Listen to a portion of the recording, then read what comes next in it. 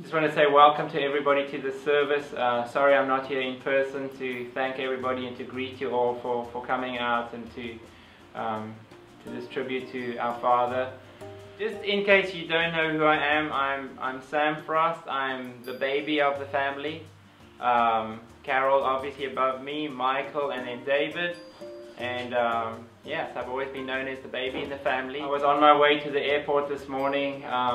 Zoe's been in a hospital for 16 days now. We still haven't figured out what's going on, and as we were getting to the airport I just felt that something's not right, and I called Carol and Michael and told them that I think my priorities are that I should be staying here with my family and the boys and Zoe, and I think they needed me.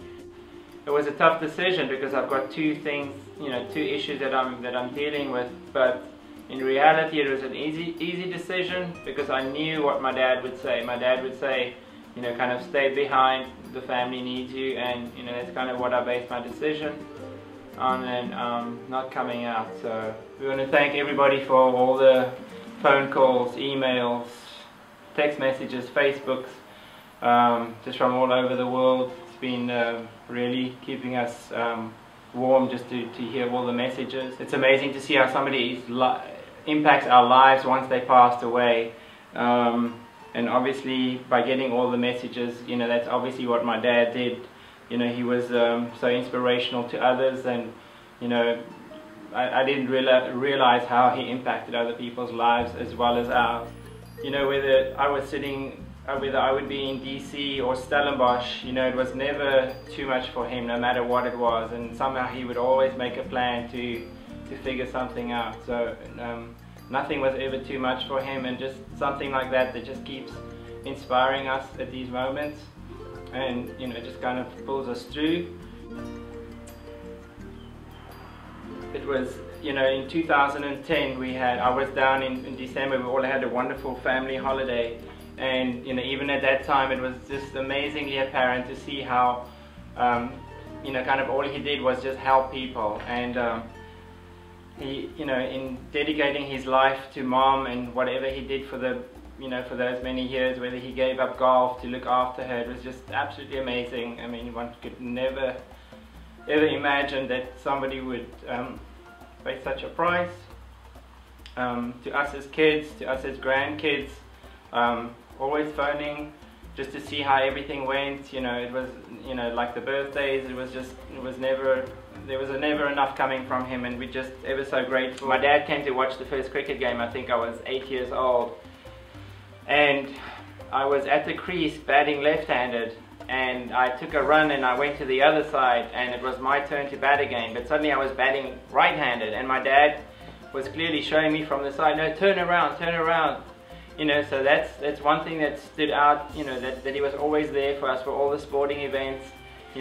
Like we said earlier, there's we had 4 kids, everybody was in sport, but somehow he managed to get to everybody, and the same with our grandkids too. And then as a farmer, the one thing that inspired us was, obviously, going off to the dairy farm, and just kind of, getting us, disciplining us in certain ways.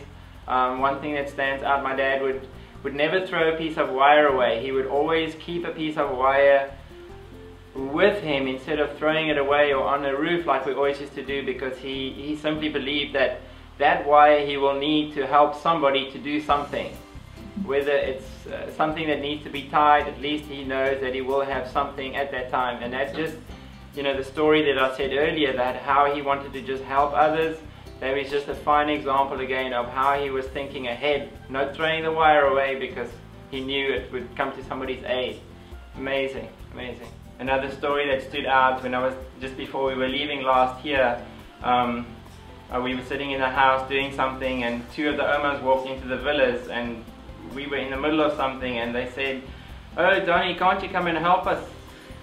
Because our car doesn't want to start." And it wasn't like within 5 seconds that he jumped up, grabbed the jumper cables, and off he went, and he was back 10 minutes later again. So it was just amazing to see that. I remember writing him a letter, and I said to him, I think he's in an amazing place. and God surely using him to help others, and he was an absolute true servant, and he was just at the right place at the right time at the villas, and what a final chapter in his life. And I think he was very happy with the letter where he kind of got that acknowledgement. And I just want to end by saying, he will always inspire us.